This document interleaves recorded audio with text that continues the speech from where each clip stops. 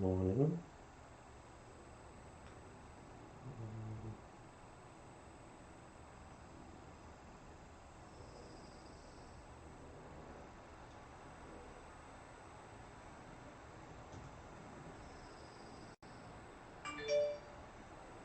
How is everyone doing this morning?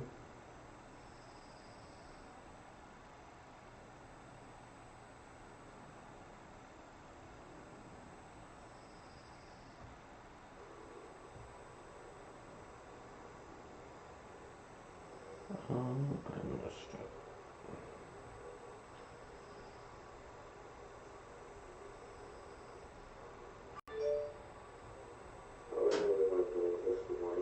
You don't want to hear my echo, do you? So let's publish now. Okay.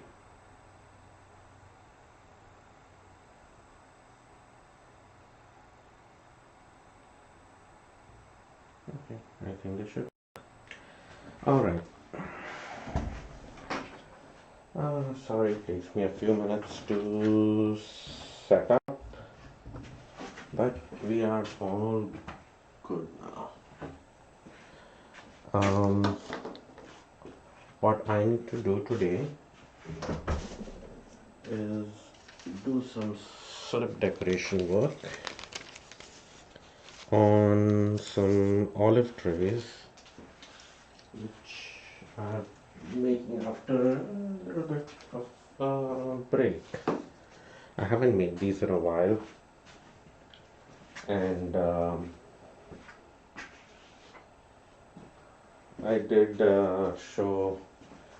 I went live with them. I don't even know when I was making them. So let's see if I can show you. So the tool that I use for making my slip decoration tool is nothing else but this clear um cellophane paper. You get mylar paper which you can use, anything of that sort. And I make a cone. Basically you cut it up into squares and then cut a diagonal and you get these triangles. And I think these are like probably 10 inches on this side, and it can be any size, doesn't matter, but this is a size which suits me the best. So you hold on to the long edge, so that's the long edge of the triangle. Hold on that edge and start turning it around. Okay, this is just how the cake decorating tools are made, or the henna cones are made. It's all the same principle. And then I take a piece of tape, which I wish I would attach more elegantly, but I didn't, but it still works. So you get the tape in there. Maybe I should put on the tape again. Yeah, you just want to make sure that there is it closes to a nice point and it's not open on the other end. There. So you don't want that end open at all. That needs to be closed. And I already have my slip made, which I make in advance. I make 2 to 3 gallons worth of it, and it lasts me a really long time. So I just made some recently, and I think it is just right. Where did I put the syringe now? Okay. So in order to fill up my cone, rather than spooning in the slip or anything, I use one of these syringes. If you are a fiber dyer, you might be familiar with these, but this is a tool I've been using for a very long time for my slip decoration stuff. But it's mostly to fill my syringe. I had started doing some slip decorating work with syringes very early on, which did not work for the kind of control I needed for my pieces. So I'm just going to fill this up with slip.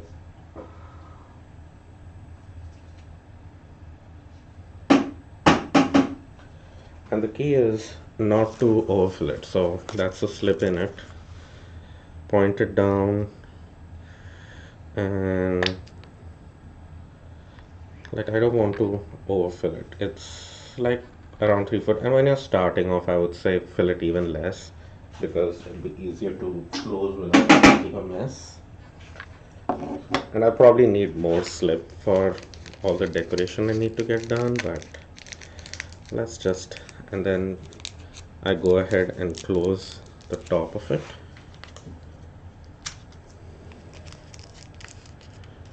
This way. And I roll it up. And you see, if I had an opening down below, this would be just spilling the slip all over the place. And I don't want that to happen.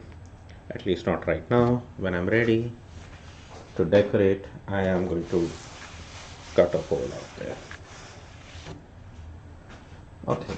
I also need to elevate my surface a little bit. This is the ergonomics of it all. Like at this level, which is my belly button height, uh, it works for all of the hand building, but when I'm slip decorating, if my piece is tall enough and I'm decorating right here, I'm good. But if I'm decorating down here, I tend to bend this way and then my back hurts. So I just need to raise it up by like maybe inch and a half, 2 inches, and that makes such a big difference on my back. So see, rather than this being just a few inches down and me bending over just slightly, it makes a difference. So the way I like to cut these off is either by a scissor or I like nail clippers because I can do a nice sharp cut there. I'll show you that. Okay, that was too thin, so there we go. I made a very small clipping and you can see there. So that's the consistency of the slip I'm looking for.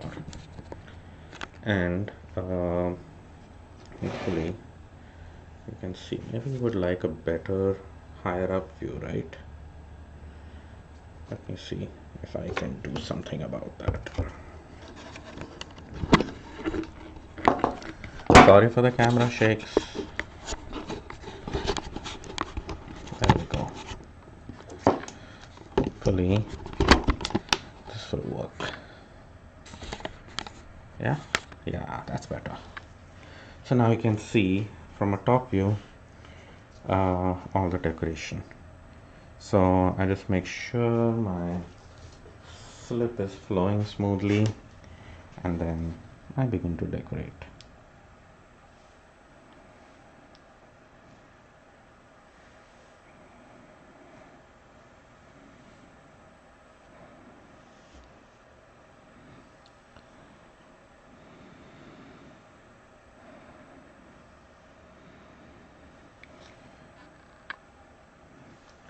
And you can see not all lines will be perfect, but it'll all come together towards the end.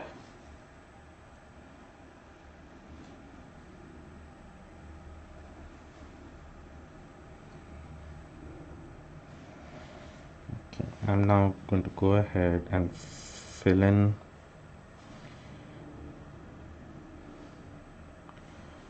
some of the empty spaces with more, what do you call these, spiral swirls. And then we'll go ahead and fill it up even further to give it a more intricate look.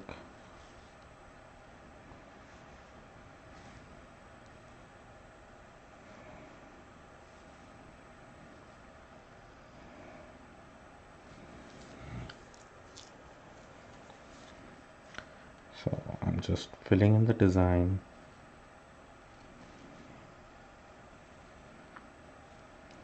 And as you can see, I don't sketch out a pattern or anything. I just go with the flow, whatever feels right. And I have done this pattern several times that I kind of have a feel of, in which direction I want the swirls to follow each other.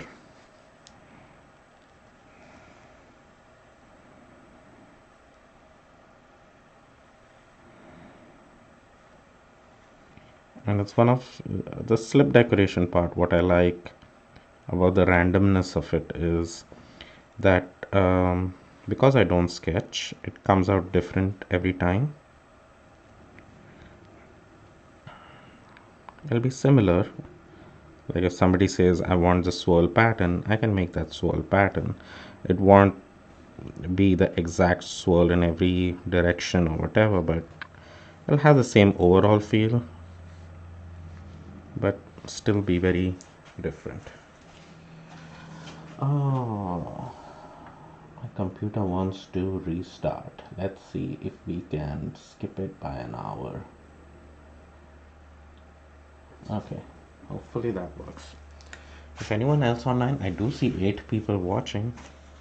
So if you have any questions, feel free to ask. I can still read comments, so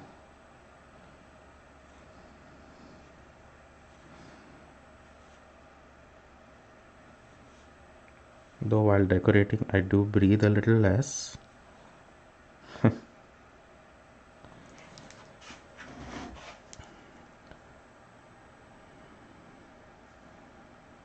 I want to get to the corners so that they don't look like they were ignored. The very edges out here. Hey Anne. Well, thank you. I'm glad you're enjoying it. So that's one of the patterns. Uh,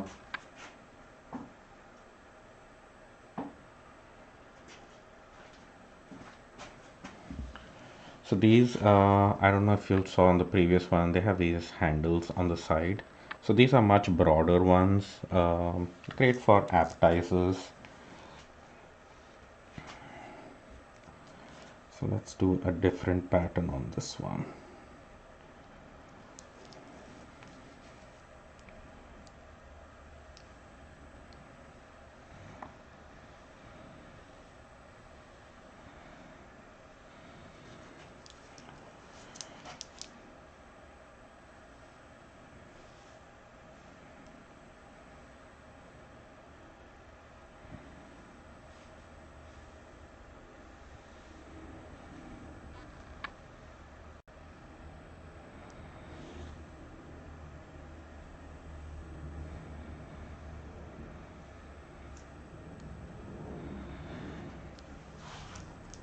Like I said, if a line is not like 100% precise or anything, I don't really fuss with it right now.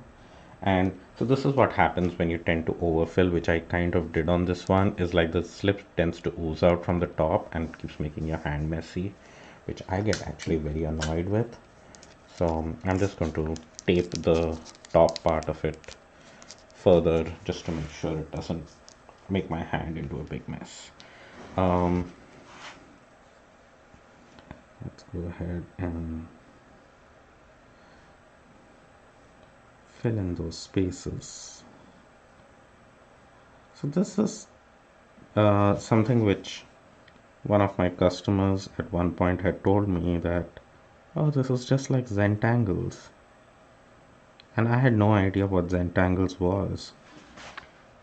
Because these patterns are mostly patterns I picked up from Indian embroidery patterns or henna patterns, which in essential are very much like Zentangles. Zentangles has just trademarked doodling, which is what I'm doing. So let me flip it around. So just for my, the angle in which I move my hands and everything, it just helps having the tray in certain orientation for certain for the way I'm moving my tool. Like rather than going down and up, I prefer going up and down.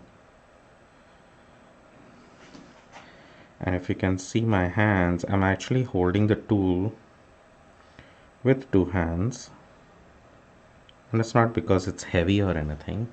It just helps. One hand is pushing the slip out, and the other hand is kind of guiding that hand in the direction it needs to go. Just makes a very stable decorative line, and I can get it as straight or as curvy or whatever that I want.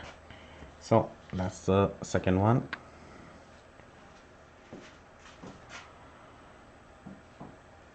And now I have a bunch of olive trays to do. So these are skinnier. This is smaller than I usually make them, this particular one. But it's there, it needs to be decorated, so might as well. Um,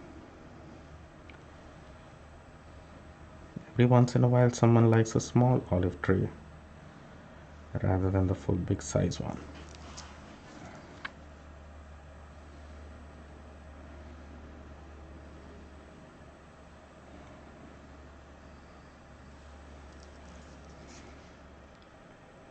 Okay.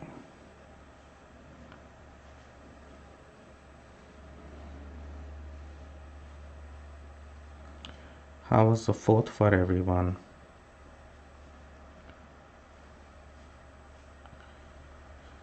It was crazy as far as fireworks are concerned. That's for sure. That part we did not enjoy at all. And especially our fur baby, Casper, was like, what are these people doing? This is insane. And we told him, we agree, this is insane. This particular small dish was, again part of when I was making the bigger trays. There was a little bit of clay left, and you know, I said, oh, let's make a small little dish out of it. So let's see what we can do as far as pattern is concerned. Let's do this.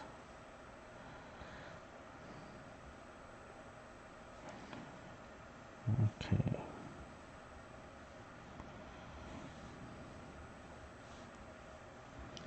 As you can see,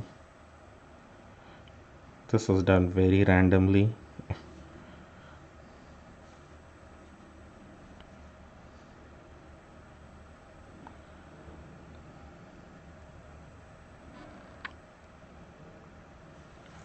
So I'll make a cute little small dish.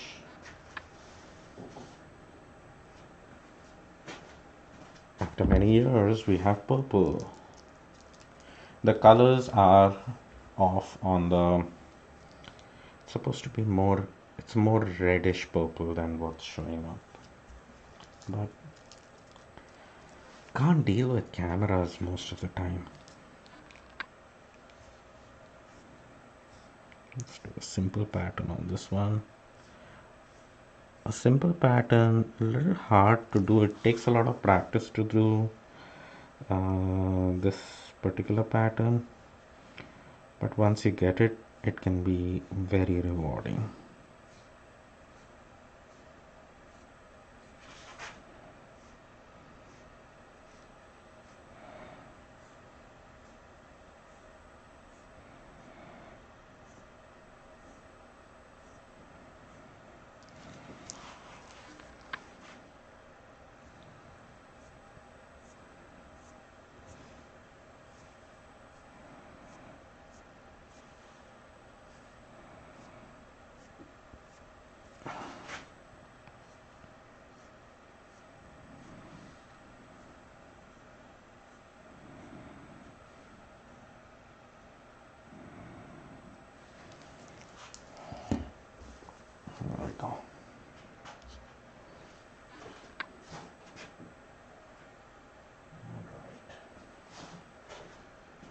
So these are the actual sizes. You can see how big they are. Kind of get an idea. That's the olive tray general size. So I have like 1, 2, 3, 4, 5, 6 of these to do. And I have to keep coming up with patterns.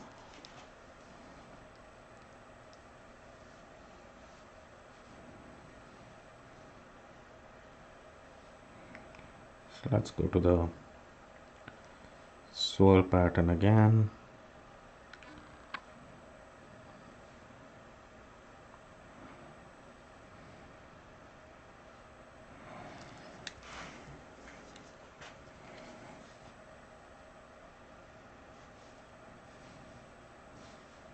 I like it how it fits into certain tight spaces for decoration.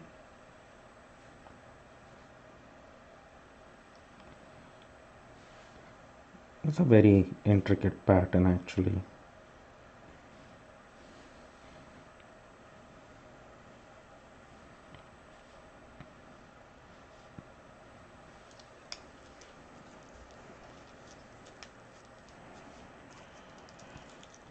Does anyone have any questions?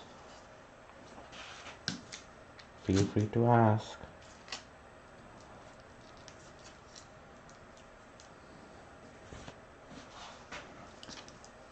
So out of these 6, 7 of these trays, I know 2 of them are for orders. The rest of them are going to be available for purchase. So I first thought I will give people a choice of what color they want, and then I would do that, but I was running out of time. I just had to decorate these because it was getting too dry.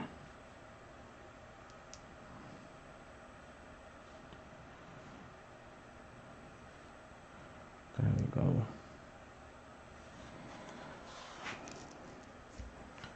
Hello, Duffy. I'm glad you're enjoying these. It's a much better way to start the morning, right? Than those crazy fireworks that were going on last night. All that noise.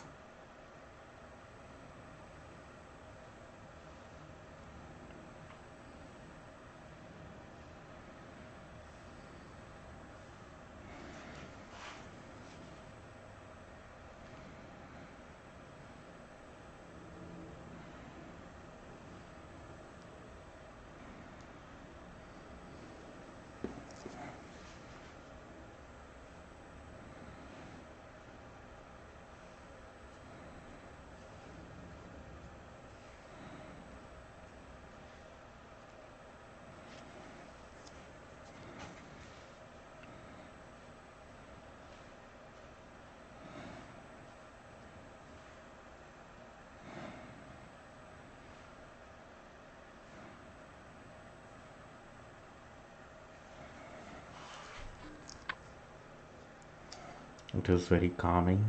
Oh, thank you. What was that? Did somebody send a picture of something?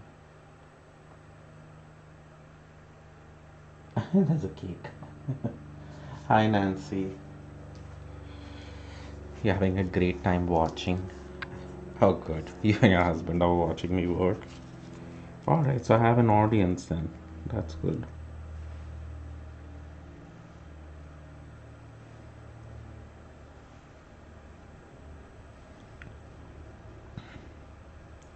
So I was talking to my friend Nancy from Schmutzerella Yarn recently, and um, when all this, the whole quarantine and shutdown had started, um, we were thinking about, how to keep ourselves busy or, do work, interact with our customers and stuff like that. And the Patreon thing had come up. And so I signed up for it, she did too. And I haven't had many followers and stuff on Patreon, which is fine in a way, but at the same time, it makes me question as to uh, should I even put something out there. So I've been in two minds whether to keep my Patreon page running or not. Um, I might still keep it on because I do like doing the live feeds, and of course, it's not necessary for anyone to sign up to Patreon, but it does definitely become a little source of encouragement, but it's fine. But it's good to at least know that people are watching. So, okay.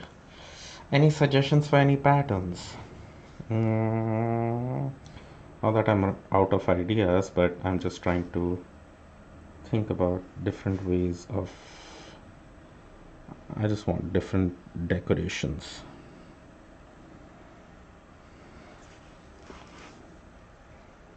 Okay. This one I tend to move it this way for.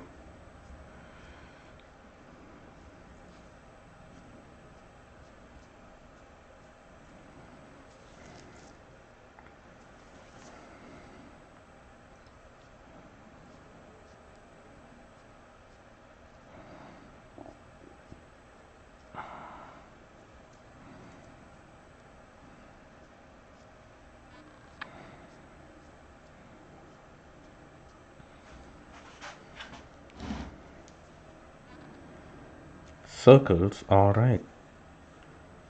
Thank you for the suggestion. Let's do it on the next one. Let's do something different out here.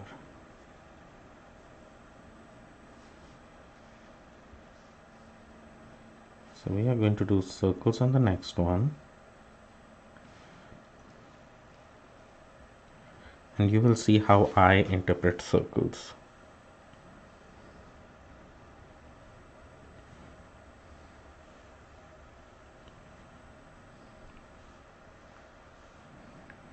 Let's finish this.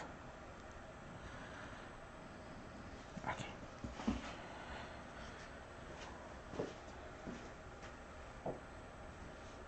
Okay, what's the next question? You make this look effortlessly. Well, it's been I was cleaning up some of my old pottery and everything that has been on display around the house and stuff, and just wanted everything was collecting dust. And I realized that those pieces are 20 years old, so it takes some time to get stuff done. Okay, I'm gonna do circles, but in a slightly different way. So I'm going to kind of start with dividing my tray into sections, and I'm going to do circles in one section because I kind of like a little um, what do you say, um, organic look rather than a very symmetric look on things. So that's my version of a circle.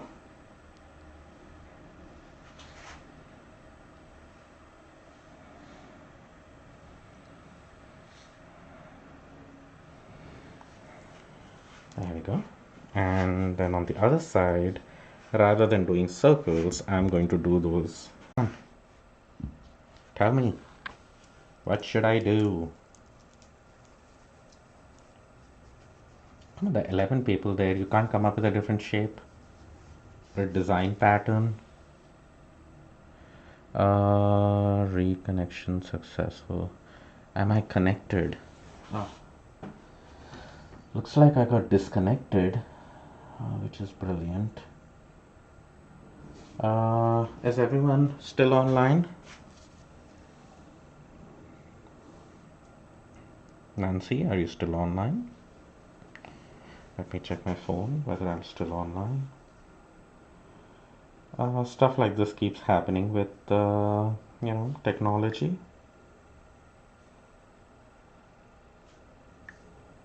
Let me see whether my video is still playing. Yeah, it is. So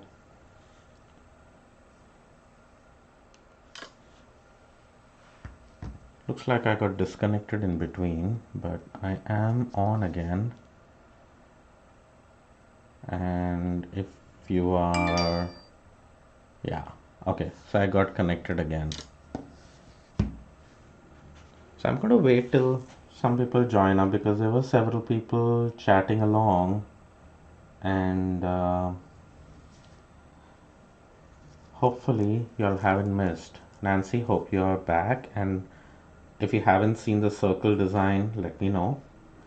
And if there is a suggestion for what I should do on the next pattern, please feel free to say, give a suggestion, or I'm just going to go with it now. I just have two more trays to do, this one and another one. So let's see, let's do a simpler pattern this time. Oh, I know which one I want to do. This one is a little bit of a complex one.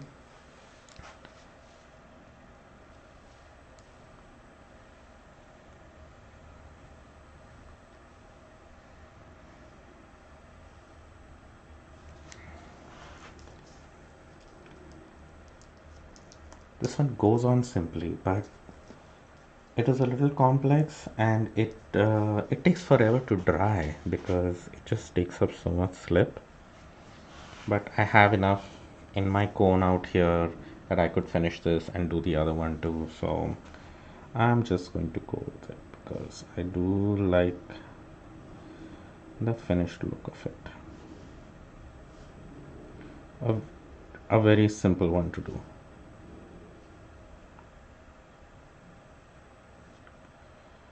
It's very textured,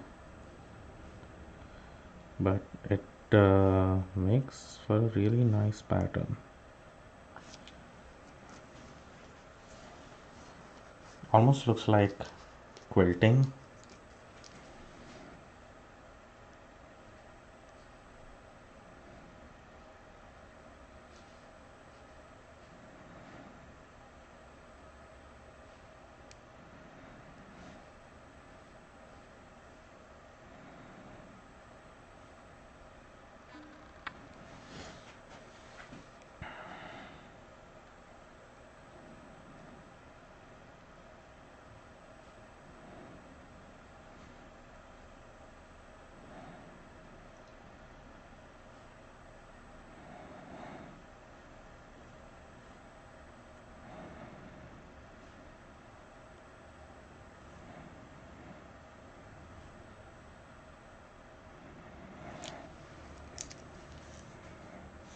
Okay, if anyone is joining back after my live dropped off, and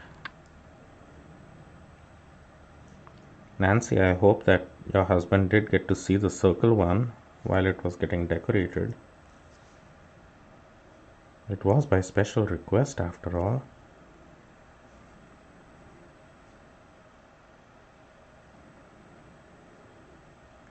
Now these trays make a really nice display of olives, cheese, crackers.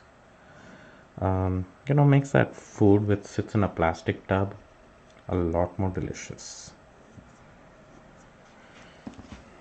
So there you go. Isn't that nice?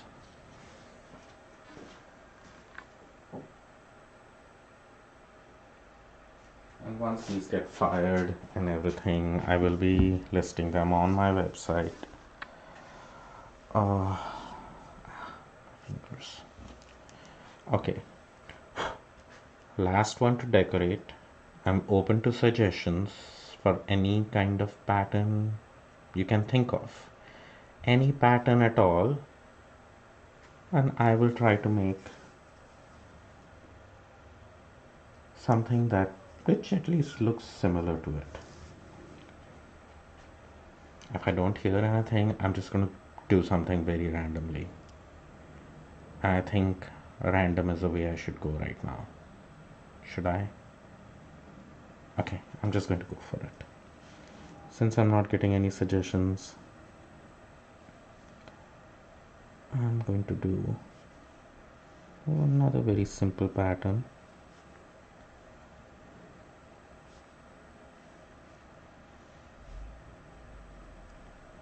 Something again from stitch patterns and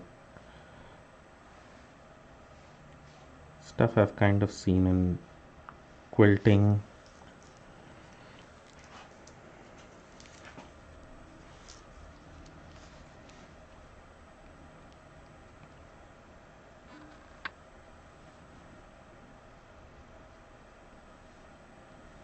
I missed the double line there. You can just go back and fill it in. Doesn't matter. I like that randomness of these patterns. It doesn't have to be perfect according to me. That's what makes these things unique and one of a kind.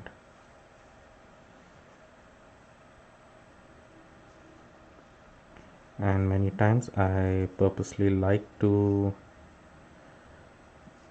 leave something which is off because it catches your attention, which makes you look at a piece longer and know the process of making them. But all of these are done.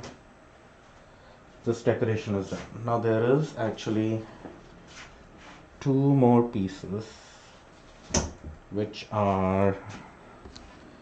is something new I'm trying. And I'm gonna do that offline. Or should I do it now? Maybe I should do it now, but I'm out of slip almost. So first I think I need another coat of the underglaze on it. So at least let me paint that on. Now these are sculptural wall pieces. That's what these are going to be. But I need to paint another coat on it, let that dry, and then go ahead and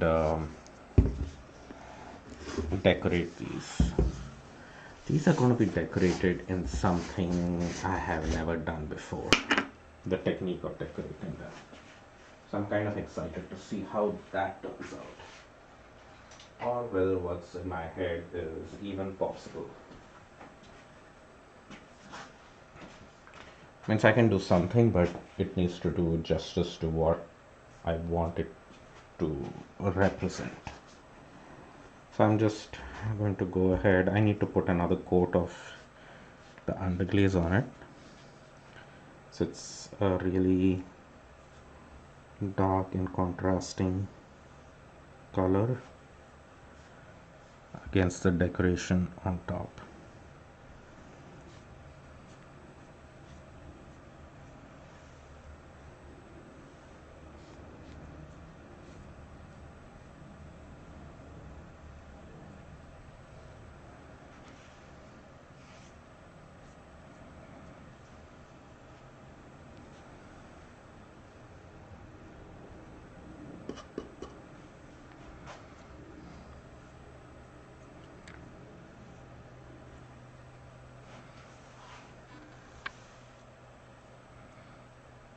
The thing with underglaze is that you can go thicker, but there's a point after which that I think if the piece was just like this, it would be fine, but with the further decoration that I'm going to do on it, the underglaze might not like that. So we'll see. We shall see.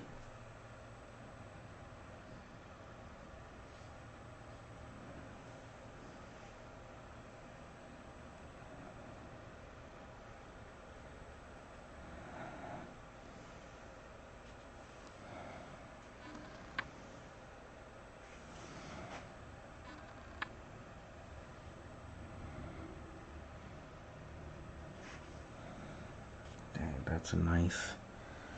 You can almost see it as a bright reflection on the camera view. It's going to dry up and it's going to be matte. And this actually at the end after it's decorated and when I go to the glazing part, it's not going to get that one of those shiny glazes over it. It's going to have a very matte finish. And so because this is not functional wear, this particular pieces are going to be like wall sculptures, so they don't need that very you know they don't need that shiny glaze. I kind of wanted to have a matte look. It could have a shiny glaze on it, but as of right now I don't plan to put the shiny glaze on. I would like to leave it very matte and with layers of different colors actually. That is if my experiment actually works. We shall see. So this is the black one. So this is actually just a background. But I need the background to be really striking contrast for the decoration to look good. So I'm just putting another coat to make sure. The black underglaze has a really good coverage. The blue not so much, and that's why second coat helps. On the black it was probably not required, but I do want it to be slightly more damp than it is. So that's the reason why I am doing this way. Anyone have any questions or anything? Let me know. Oops. Second coat helps. On the black was probably not required. You don't want to. Hey, good morning, Charles. I'm almost coming to an end of my decoration. I just finished decorating all the olive trays.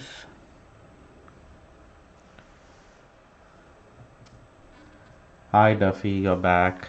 Coffee has been fetched. Well, I'm kind of getting towards the end of this, but let's see. I do have several mugs that I need to start the trimming process of the slabs and do that. I might go live doing that at some point.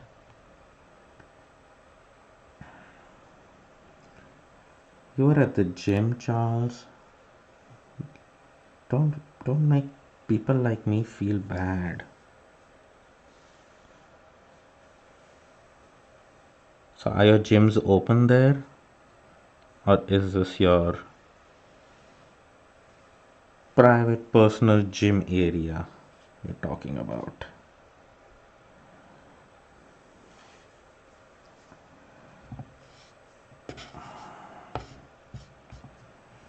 Okay, so the black underglaze has gone out.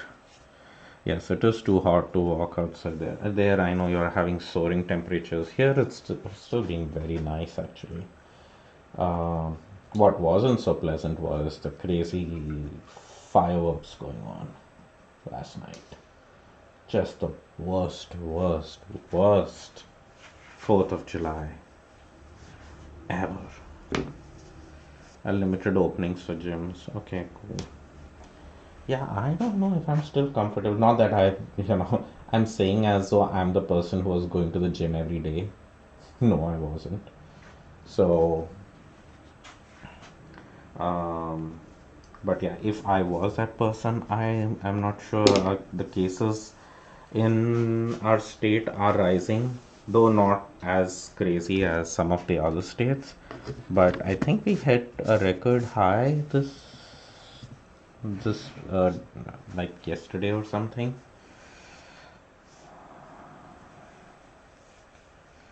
143 fires with 4 house fires. Oh god, that's insane. I'm not surprised by that number though. Like in all these years that we have lived here, uh, we have never heard the fireworks go on for so long, and they started like 3 weeks back, and 90 at 8:30. Oh my goodness! No, here the fireworks went on till 2 in the night last night, and poor Casper couldn't get any peace of mind. Feels so bad for him. He was just shaking like a leaf, and they were so loud that it almost felt like somebody was bursting them in our backyard.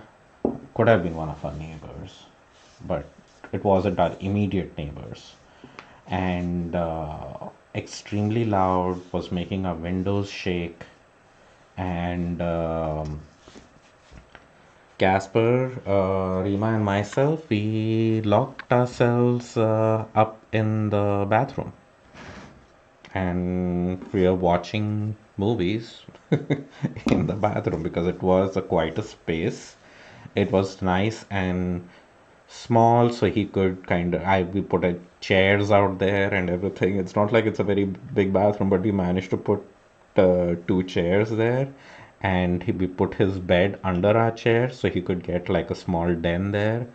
And so he sat in there and he was a little bit at peace there.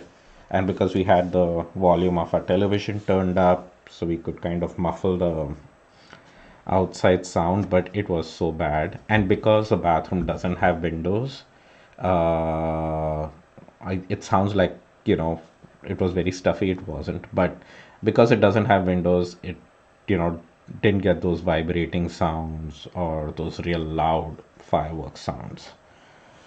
So, because I was jumping in my seat every now and then hearing them, it was very bad.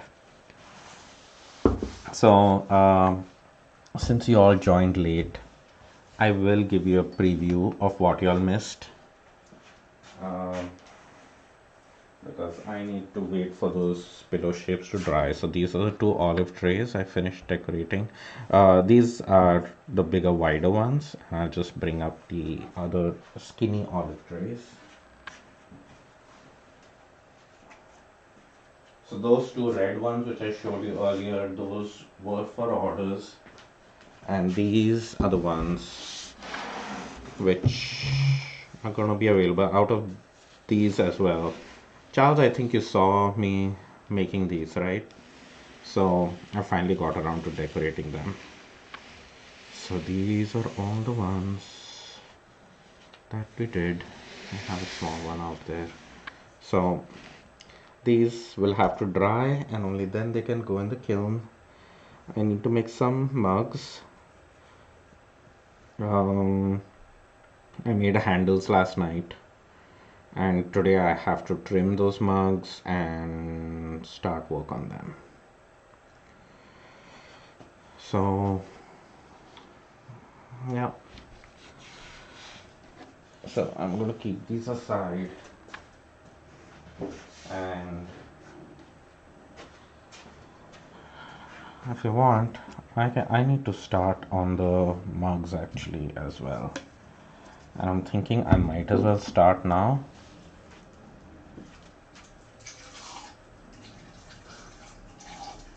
I know this will make for a really long YouTube video, but whatever.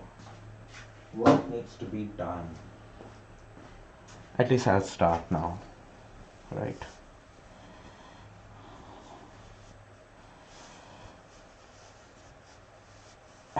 Or did you miss the fans on the circle ones? Yeah, I got disconnected in between. Let me show you that one again. Um, and I hope Nancy's husband got to see them, but if you also missed them, then. So that was a fans and the circle design. So, yeah, her husband suggested do circles, so this is my way of doing circles. That was fun. Okay, now let's see. I need to trim up uh,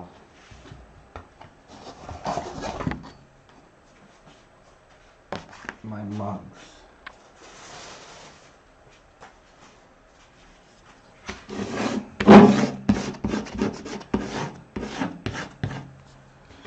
And if Nancy or anyone else does join in later,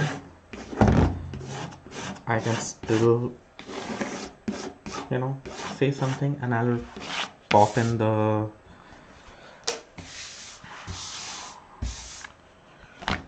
view of the olive trays so you can see. And you wouldn't have missed anything.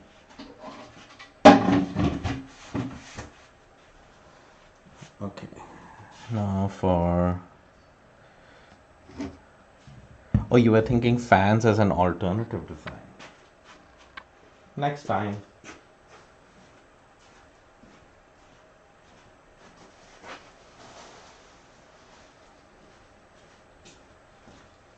So I have a big pile of mugs to do. Let's see. That's a pretty decent view.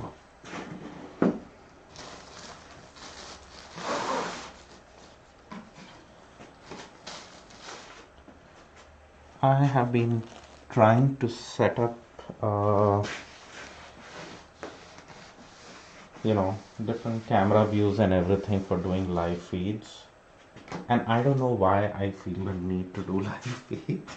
It kind of gives me company, which I appreciate, because I don't see my live feeds really as how-to videos, because in my head, if I am doing a how-to video, I feel I really need to have a particular plan, what I need to cover, and all the tips and tricks and stuff, and that just lands up being a very time-consuming process. I don't mind doing it, but then, my point is to just do live so you can see what goes behind working in a clay studio. So that's what I'm focusing on.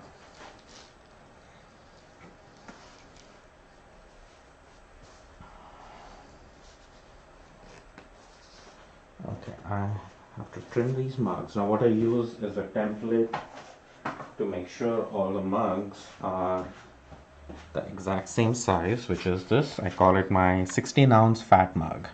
That's how this started off it, as I used to call them a fat mug.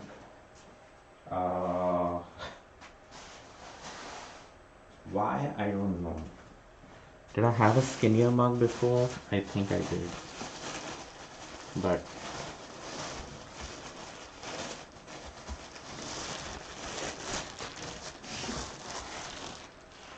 so I keep my pile, so that's my pile of slabs with the mugs cut to approximately the size and shape that I need. They are just slightly bigger than what I need, and the reason I do that is because I need to finish the edges cleanly to size. So that's what I do right now, which I call trimming. You could call it anything you like, but so that's the rough size that I have, and this is the exact dimensions that I need, and you can see they're just like maybe 1/4 of an inch or so bigger. And what I mean by finished edges is I need the top to be a nice smooth edge rather than a very textured edge, because that's what makes for easier drinking from. You don't want a textured lip on your mug, because then you'll end up dribbling all that coffee all over you, or tea, which is not fun. I need a knife. Where's my knife?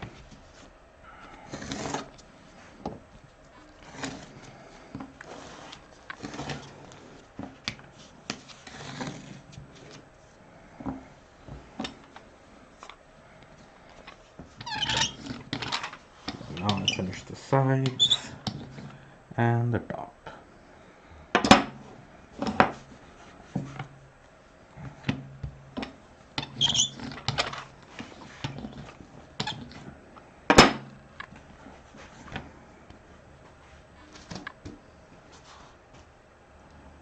So if you tuned in expecting to see olive trays being decorated, I got done with that and I have moved on to making mugs.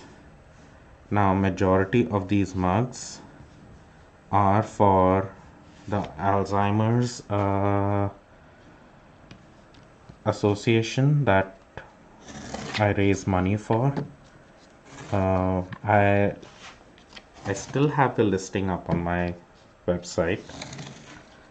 This was in collaboration with Ann Budd, who formed a team on the Alzheimer's Association page to collect donations for during the longest day, which was like June 23rd or something like that. She actually wrote up a pattern for a shawl that she knit the entire day, and she donated most of the proceeds of that pattern towards the towards Alzheimer's. And Nancy from Schmutzerella Yarn, she had dyed a gradient yarn for that particular pattern, and the sales from her yarn also went towards Alzheimer's. And what I did is I made, so the shawl is all in colors of purple and grays, so it's a gradient from like a gray to purple. So I made 4 mugs to represent the shawl. One is just a plain gray mug with a knit pattern design. There's one plain purple mug with the knit design. There's a two-tone gray and purple mug with the knit pattern design. And because the shawl had a little bit of lace in it, I also have a lace mug with a gray and a purple wash on it. So what I am doing for that particular cause is that every mug that I sell, each mug, all the mugs are $50 each, and $5 of every purchase are going towards Alzheimer's Association for that team. So the last I've already made a contribution of $185, and after that I got a few more mug orders. So by this weekend I will be donating some more for those extra mugs, and then at the end of it I'm going to I'm going to keep the listing on for maybe another week or so, and once I see if there are no more orders coming from it, then I'll remove the listing. But I don't mind having that listing on, you know.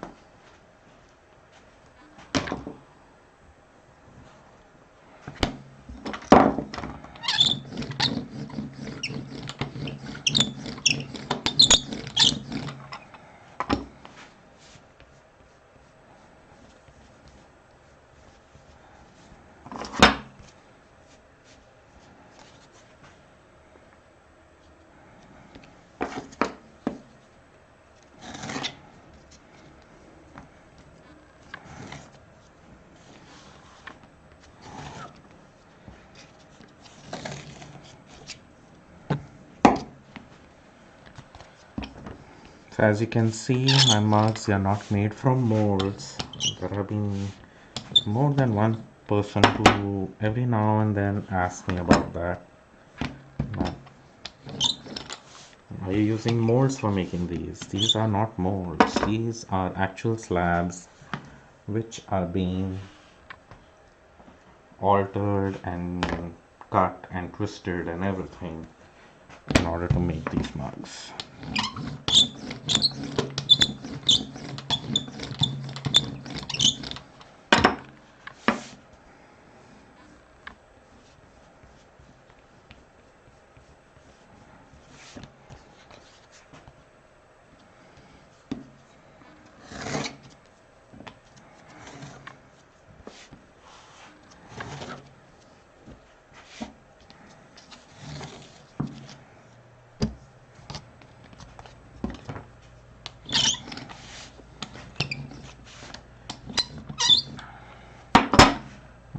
OBS is kind of messing up, showing, is it showing me the comments or no?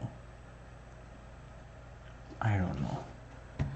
But if you're online, well, I hope, because my OBS is, once my software, which I use for relaying my videos on, it gets disconnected and connected, it sometimes doesn't update new information, like how many people are watching and stuff like that. So on my phone, I can check on my phone as a second check. And yeah, there are some people watching. So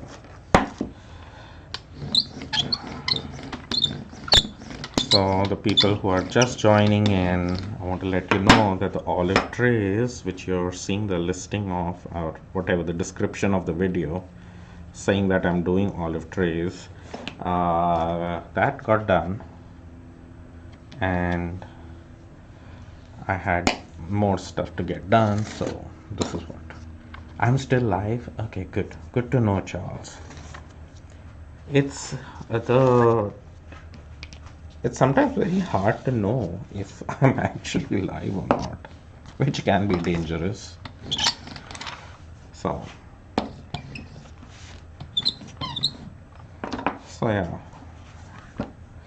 So it's very repetitive work, but it does have a very soothing effect on me, at least. So I hope y'all are enjoying it as well.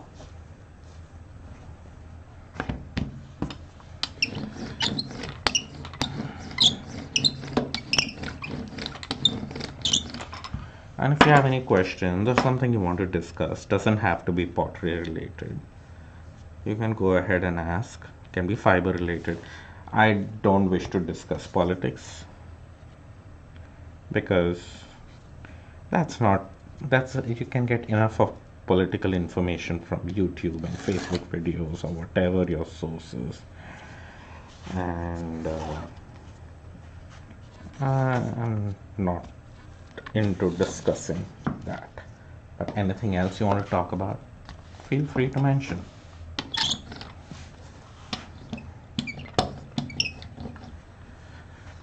You have one of these mugs. Oh, cool, Judy. Yes, my knit mugs have been the morning coffee mug of many people, which makes me very happy.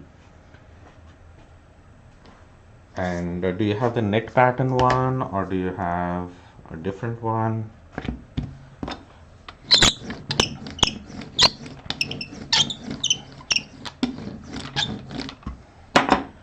Now you can see how each one is made. Such a painful process, right?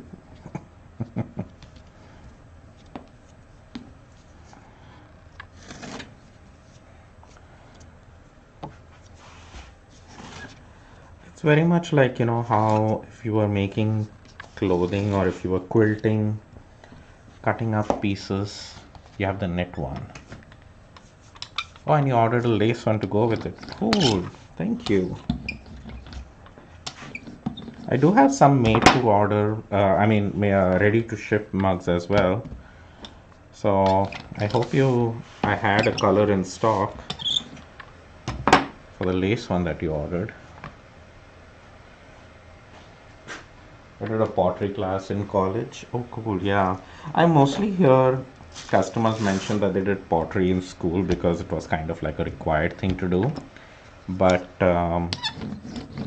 after that, they usually don't touch it. But in college, I'm sure you got much more, you chose it because you wanted to do it rather than because you had to do it. And hopefully you will experiment more and play with it more. Now, are you doing wheel throwing or hand building or both?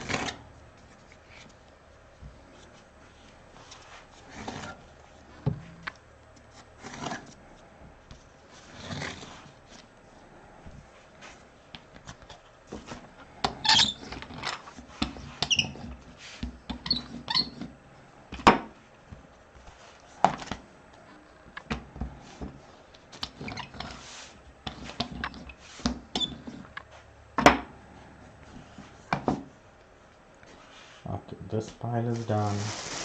I have three other piles of mugs to do.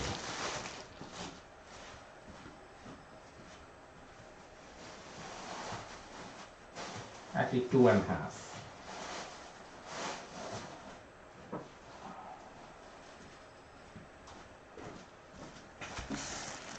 Grit slab and throw raku and basic laces. Oh, that's cool. Yeah, when I started off with ceramics, I started off actually when I came to the US in 2000. And so it was, I had not done, in India or in my schooling years, pottery was not like a thing you did in school or anything.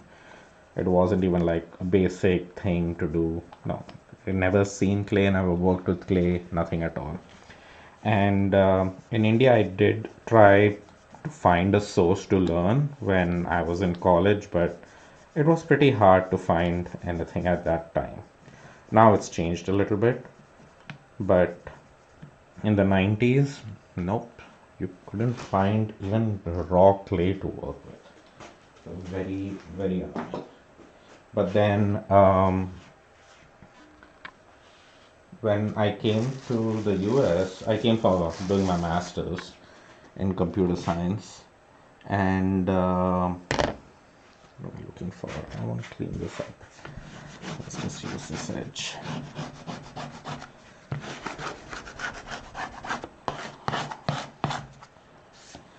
So yeah, I did my master's in computer science. Didn't get any time to do what I wanted to do, like play with clay.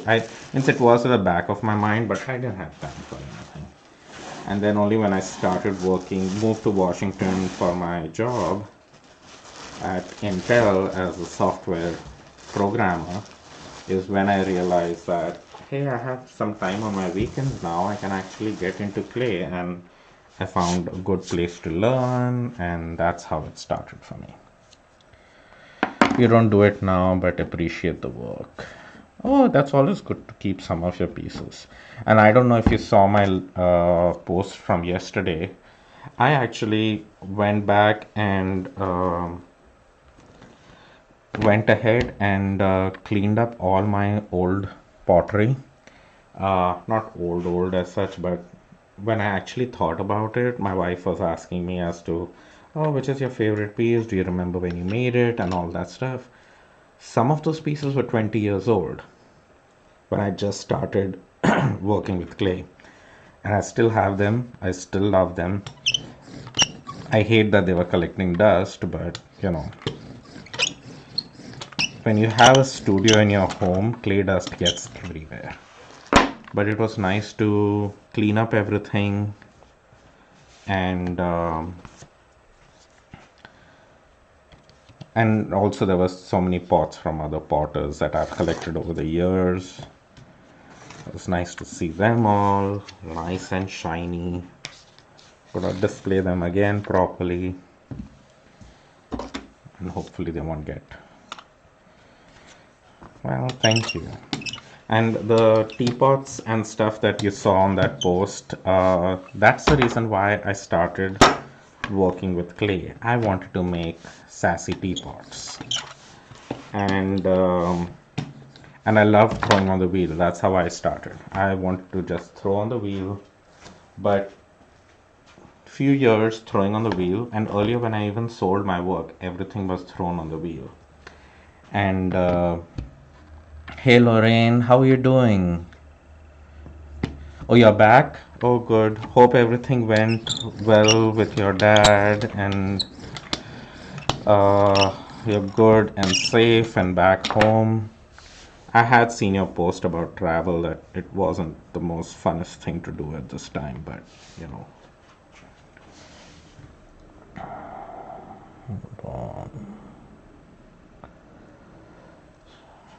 So hope that went well. So so yeah, I'll send you a message on Facebook later, and we can do the payment for the oil bottles. Do you want to have a look at them now? They're in the garage. Let me know. I can pull them up here.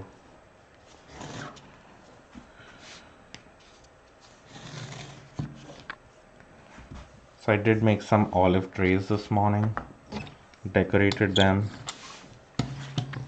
and once I got done with them, I thought I might as well trim the mugs too. So anyway, I was talking about the sassy teapots and how I love throwing on the wheel, and how everything I sold was thrown on the wheel. But what I really liked doing was altering the pieces. I would cut out darts in them and shape them and make them into those, sassy teapots. Even my mugs were sassy. Everything was. And it was a lot of fun making those pieces. But I realized during the process that what I essentially enjoyed doing was the hand building part. Means I like throwing on the wheel, but I always was like I wanted to get to the altering part a lot faster. And with throwing on the wheel, means you got a certain look with altering pieces that are thrown on the wheel, but you couldn't get to them very quick. You had to wait till it was, dry enough so you could go to the altering stage. And once I started selling my work, time is becomes of essence. Plus, I was working full time. That's when I slowly started taking to hand building, because hand built pieces I can start working on much faster one after the other. I mean, it still takes a much longer time to make something when it's hand built, but there is less of a wait time involved in between. So that's the reason why I started um, hand building, and then it kind of stuck. I realized that I like to work with this stage of clay a lot more. Plus, I could make bigger pieces or alter pieces to exactly the shape that I wanted. Like I could cut a template of a certain size and have all my mug sizes match and all of that. I wasn't a very consistent thrower. I was more or less like they would all still be similar in size, which is fine. And they all still looked like, they were my pieces and they all kind of belonged together. But it wasn't, it was a lot more exhausting for me, for my body. My back used to hurt a lot, hunched over the wheel. Then I started throwing standing up, which helped a lot. But I could only make smaller pieces standing up and throwing on the wheel. So then that's when I switched to hand building. And as you can see, even now, hand building, I do it standing up. I think it's ergonomically a lot better than um, sitting down and being bent over a table. So we will see when my feet hurt like crazy and I really want to sit. That's when I sit and spin. And sometimes I even like to spin while I'm standing up. I like my Hanson for that particular reason, that I can keep it on the kitchen island and just spin on it. Hey Rick, how are you doing? I see you just joined. I did mention in my title that I'm decorating oil bottles, but olive trays, and I just got done with them, and now I'm trimming mugs that need to be completed.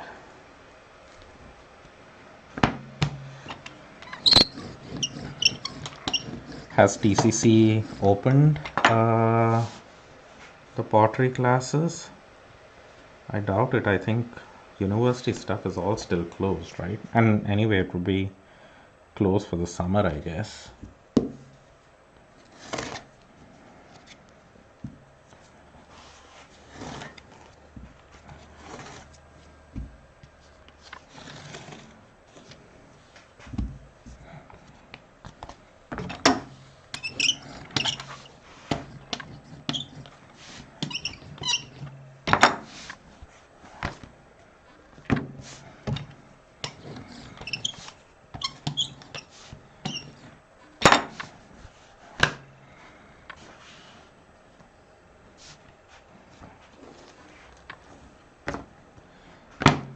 So yeah, that's the story of me trying to wanting to throw on the wheel a lot and then landing up with hand building as my actual pottery making technique or preferred technique.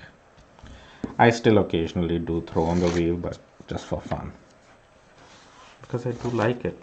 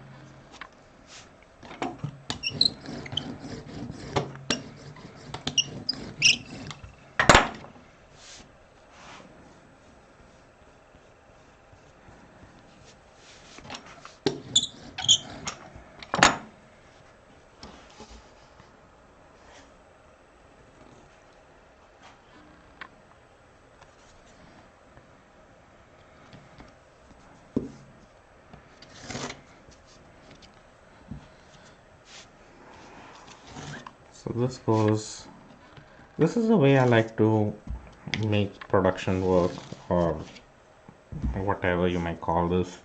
Um, Hand building is one of the reasons why I do like it is because of this reason that I'm not hunched over the wheel, my hands are not getting wet, I'm not getting extremely tired throwing on the wheel. And if I wanted to stop right now, I could. I just quickly wrap this up, I just wash my hands, and I'm done. When it's a wheel, it's a process. Cleaning the wheel, I hate the crazy slip all over the place. Um, the stuff I can stop in between if I want to, and move on to the next steps, or if I'm if I'm tired and I need to spin or knit, it just fits my schedule a lot better. And if it is stuff I cannot get to, like these slabs, I had rolled these out on Monday and to make mugs. And usually, as soon as I roll them, the very next day I start making the pieces. But it's been almost a week and they've just been sitting stacked, and you can see they're still wet, and I can still work with them. I've not lost the pieces. But if it was pieces that I had thrown on the wheel, it's very hard to keep them in that damp stage for a long time. Like a week, you still could, but they take up a lot of room. My shelves would be occupied with all these mugs covered with plastic. But when it's hand built like this, I can keep the stack of slabs. I've kept stuff like this for 4 weeks even, and they're fine. They don't dry out. And even if they do, I don't, there's not a lot of my time that has gone into making them because it's just a slab that has been rolled out. I could make smaller pieces out of them. I could make my small dishes out of them, which don't require a lot of manipulation like these mugs require. So I could make other pieces out of the slab. And if they are really dry, I could even toss them in the recycle. The same can be said about thrown pieces, but what happens when you're throwing on the wheel is that you lose a lot of that fine clay particles. And once those fine clay particles have been lost in the throwing process, the clay loses its plasticity. So it's less plastic, and then it's not a very smooth clay. And if I'm hand building with that or throwing with it, it just it doesn't, it doesn't stretch as well. It tends to tear and crack more. So, but with hand building, since I've not taken anything away, even if a piece has dried out and I recycle it, it's just as good as good. And actually, by the way, this is all recycled clay that I'm using. And some of this recycled clay has been sitting for 2 years. So it's absolutely perfect to use again.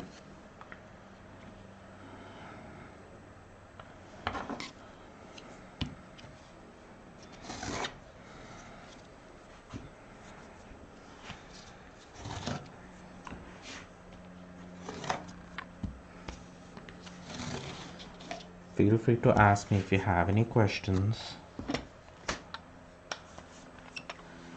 Oh, you didn't know that? What about the recycling thing? Yeah. So, yeah, what happens with throwing on the wheel is because you're using water and, after you're done throwing, you realize, right, your water is all that muddy thing, and what's happened is all that fine particle has been dragged out of it. And with hand building, you're kind of not doing that. Everything is still in the clay. So it makes for much better recycled clay. And actually, I prefer the recycled clay than fresh clay out of the bag for hand building purposes, because I can roll these out. If it is recycled, uh, the clay becomes more plastic, and it I can stretch it really thin if I wanted to make a very thin piece, and I can manipulate it and it won't crack because it becomes so much more plastic. The fresh clay is usually not that plastic, not as it's pretty plastic but not as plastic as um, recycled, in my opinion. um, and in some cultures, I think in Japanese culture or Chinese, I'm not quite sure, that the way generations used to work, generation of potters used to work is, one generation used to keep the clay, recycle, storing the clay for the next generation to use, so that it was aged and it had some good plasticity to it. So there is something to that. And and yeah, the only thing I definitely prefer to use fresh clay for is making candles, because of the way they are made.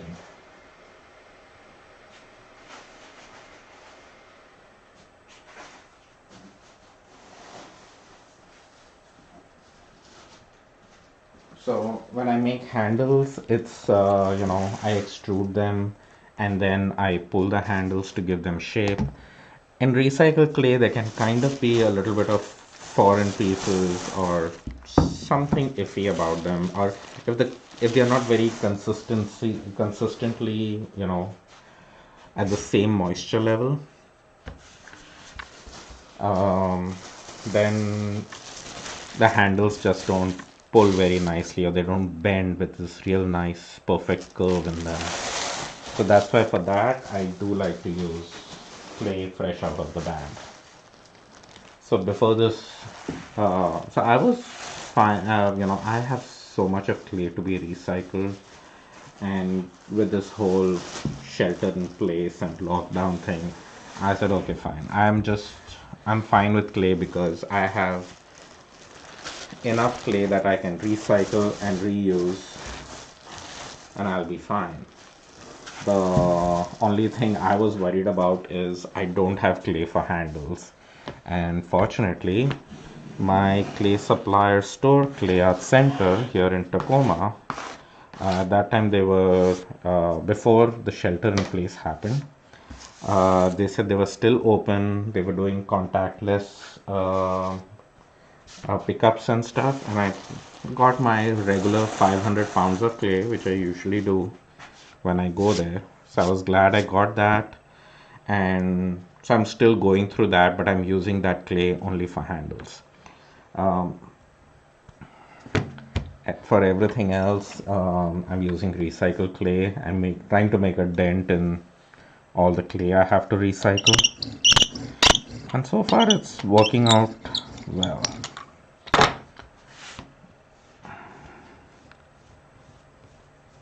So these are the lace mugs.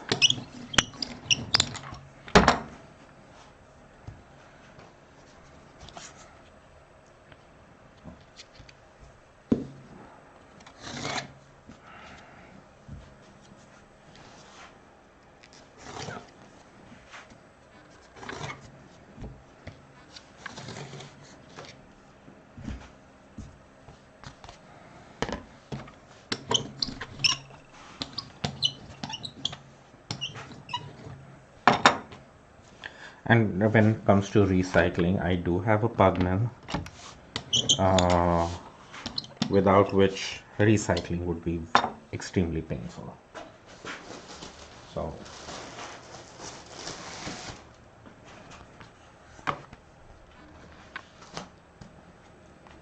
you can see there's this whole stack of lace mugs now that I have to do. And oh shoot, I was supposed to make a small medium cup from the plain knit patterns, and I made all of them the regular size. I think I have another stack. I have another stack of jumbo mugs, out of which I need to make 2 small cups. Okay. Yes, I do have plenty of supplies. I have been getting orders online, not as crazy as things have been before, because we are living in quarantine time, and I guess people are being a little cautious about spending money, maybe. But it's I'm getting enough orders to keep me busy, which is I'm thankful for that. And what I'm really missing is the wholesale side of my business, because I do sell my work at gift shops and yarn shops, carry my work, and since most of the shops are closing doors or something, or just they haven't been open for all this time, so they are struggling with revenue, so they cannot really invest in goods a lot. That has significantly slowed down. Plus, like end of May, I would have been at TNNA, which is the trade show for all the yarn shops, and that is where I get my wholesale orders for the whole year from all the yarn shops, and that keeps me busy all the way through Christmas. That is not happening this year. So all what we're doing is I'm doing stuff online on my website.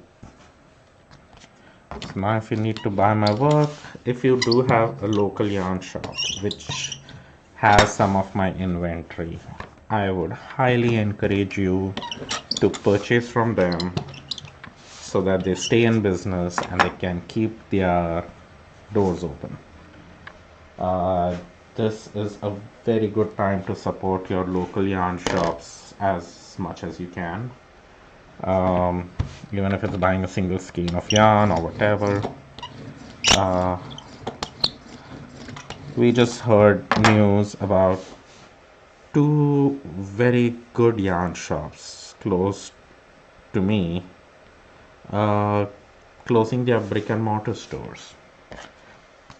One of them is Serial Knitters, which is in Kirkland. I have been there a few times. It's a nice shop, and I've actually done a trunk show out there as well, which was a really good trunk show. And compared to doing some shows, that trunk show was really fun to attend. and I've got good sales. And since it did go very well, Debbie, who runs the store, signed me up for the yarn crawl, and she's like, we have to do more trunk shows with you, and let's do this.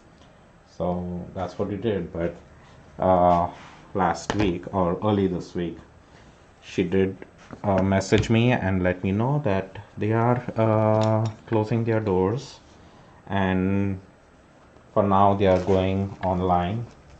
I don't know what the plan is for them to come back on the street, but they are closing their brick and mortar store. I think by the end of August or something like that. So it's happening soon. And then right after I heard from them, the other shop that I heard about, I was really saddened by, was Church Mouse. Um,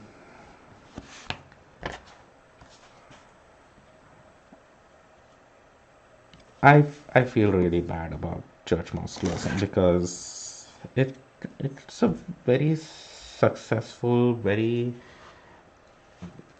it's a very nice yarn shop,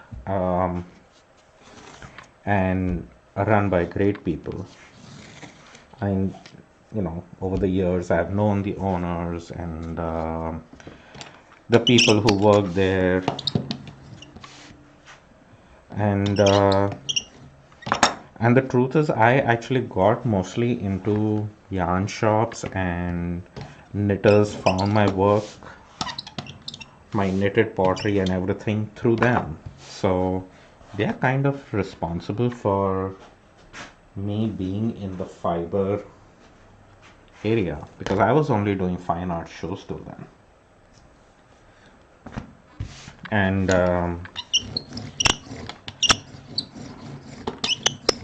when I started doing some knitted pottery, I had spoken to one of their buyers there, and she said, yeah, they were interested in seeing, but they very professional. It's not like an instant decision, or on the fly, like, oh, let's just do a few pieces, let's try it out, because that's how usually most of the stuff happens. They had a very planned way of introducing my work in their shop, which was very nice to see. And I made an exclusive glaze just for them, which was a clear color. So really no color, but just a clear glaze on it, which shows the color of the clay. And they ordered several pieces, and they sold out of them pretty quick. Within an hour or so, they were gone. Yes, Charles, Church Mouse is closing doors. I know it was like such an annual visit too, right? To go there during the men's knitting retreat.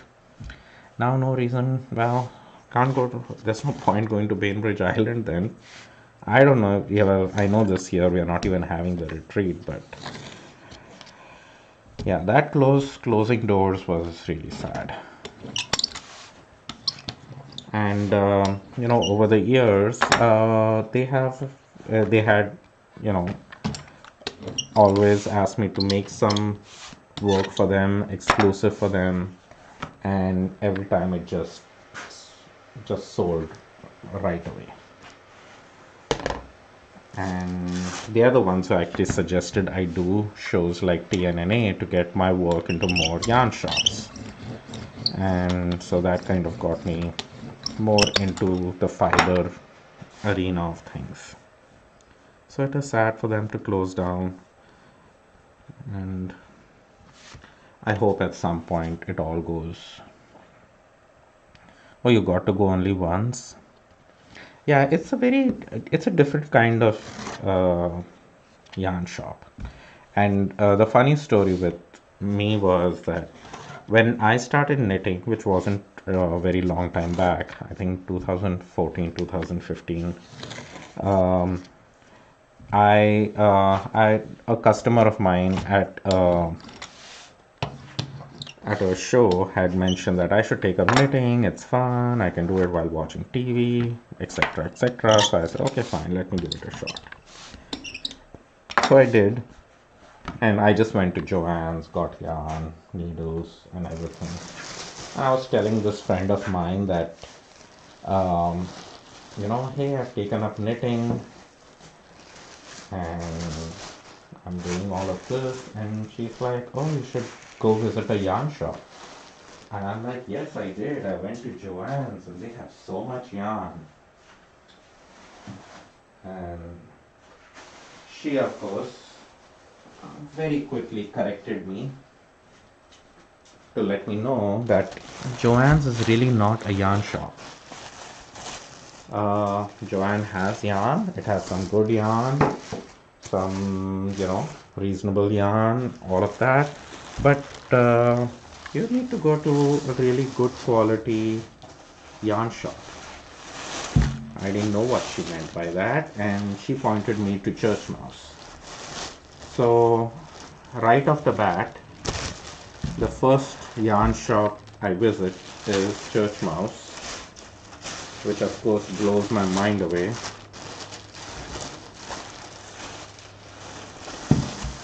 And the rest is history. And now it's really history, which is not fun. I'm searching for my Jumbo Coffee Mug template. There we go. Okay, this is the last stack of things that I need to get done. Let me move this now. Yeah, so I go to Church Mouse. I think the first time I visited there, I spent close to around $300 or something on my first visit. I was just, and the the customer service was just amazing. I told them I was a new knitter and how I landed up at their shop.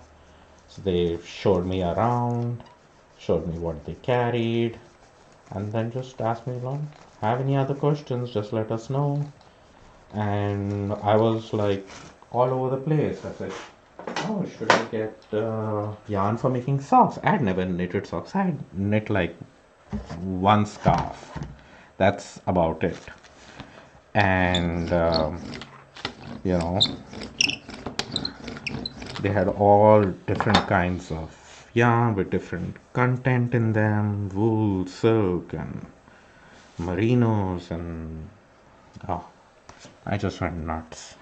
Alpaca, I got a lot of alpaca yarn. So I did that, and yeah. So these are the big fat jumbo coffee mugs, and you can see my whole freaking set of notes I have here. It's just a lot of information I keep as to how do I need to prep the slab, what thickness I need to roll it, and all of that. And then when I roll it with a pattern sheet, what thickness it needs to be in order to get the resulting size of the slab I need. Because if you don't keep notes, at least if I don't keep notes, I will forget. And since these are repetitive pieces, it's good to keep notes, because somebody will say, can you make that again for me? So this is the embroidery mark. Someone had requested that they wanted some jumbo embroidery marks. This is, I think I have 2 or 3 of them. I think 2 of them are made to order, so I will have one extra one that will go in the shop.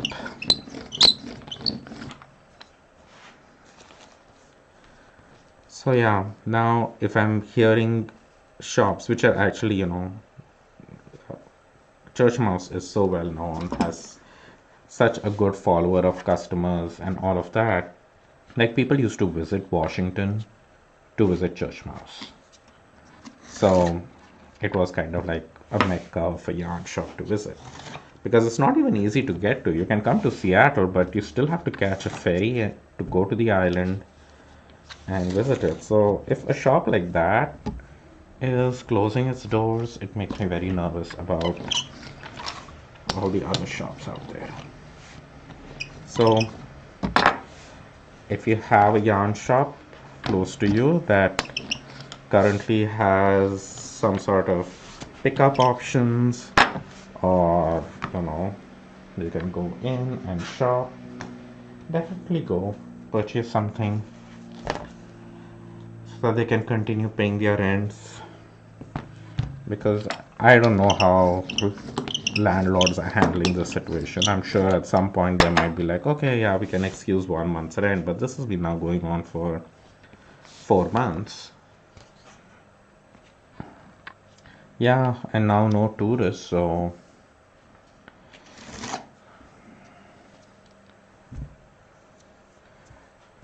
parking was not easy. Yeah, at Church Mouse, yeah. It's one street of a town. So what usually how I usually ended up going to Church Mouse was two ways. One was catching well, I used to drive from my place to the close to the airport. There's a light rail station. I used to park there because the parking is free. If I park in Seattle, it was ridiculously expensive. So park there, go out to Seattle in the light rail, and then take the ferry on foot, which on a summer day it works out really well. So I need to make a small mug which I was supposed to make out of the other slabs which I forgot. Again, this was an order, and so this time I will not have any jumbo knitted mugs since they're getting consumed in this. So that was one way I used to visit Church Mouse, and but it used to be a whole thing. It was a day when uh,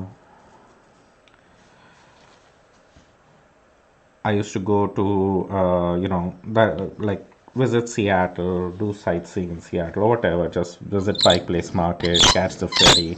It was a whole day thing. Ever since we got Casper, that kind of became hard to do because uh, he's fine in the ferry, but then there are restrictions as to where you can take a dog on the ferry, and it becomes a little hard. And then it becomes a very long day for him. So then the other way we go is we drive.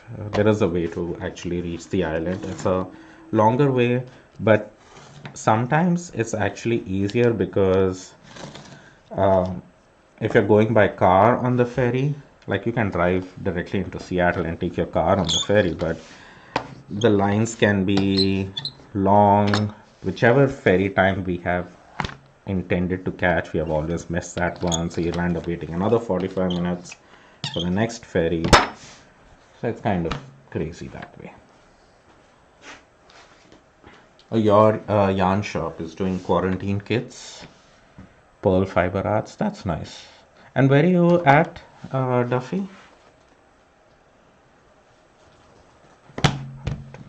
These.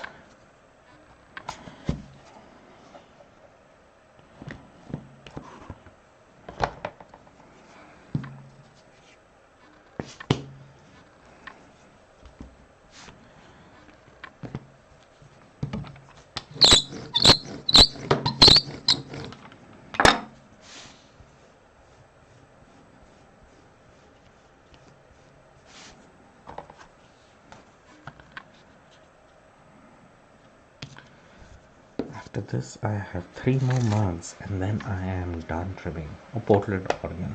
I don't think I visited Pearl Fiber Arts. Like the only place I was familiar with in Portland is Twisted, which closed its doors some time back before this COVID thing, right? Or at least I had heard about it, or I can't remember now.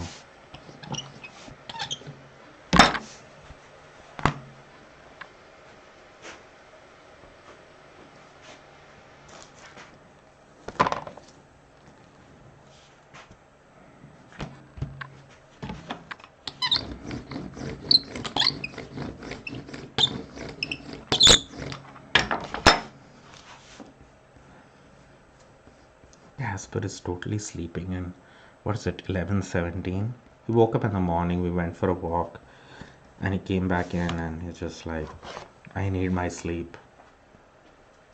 Or Twisted went online only. Yeah, but this was before COVID, I think, right? So, yeah.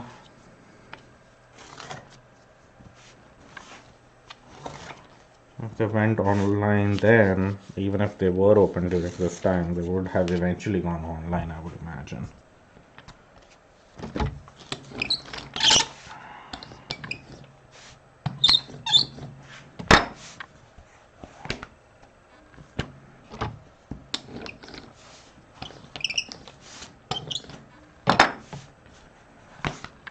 Yeah.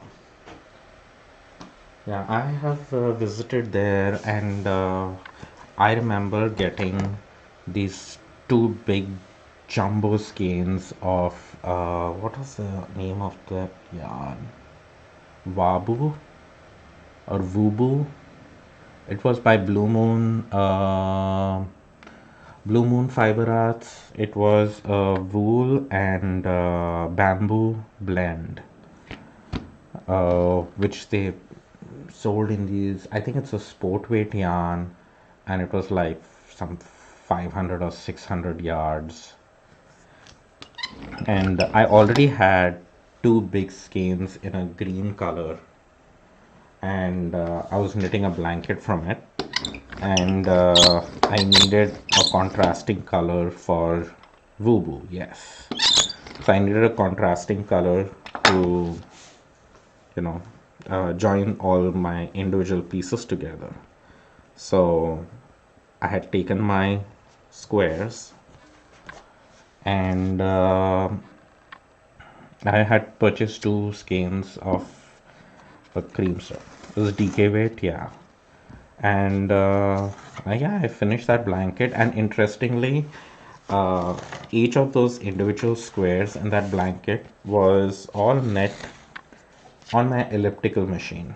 That's how I remember that particular pattern and that blanket. I it's a simple garter stitch, not garter stitch. It's actually stockinette and reverse stockinette. But you can kind of do a stockinette round, and then you can flip it around and just keep doing stockinette every time, and it does the, you know, the reverse and the regular stockinette look on the piece, and it went round in circles. It gave it a very puffy pillow look. And I'm trying to remember the name of the pattern. Or I think the designer was Frankie. I think that's what her name is. She has a bunch of free patterns online. All she asks is a donation towards some cause. I can't remember what it was.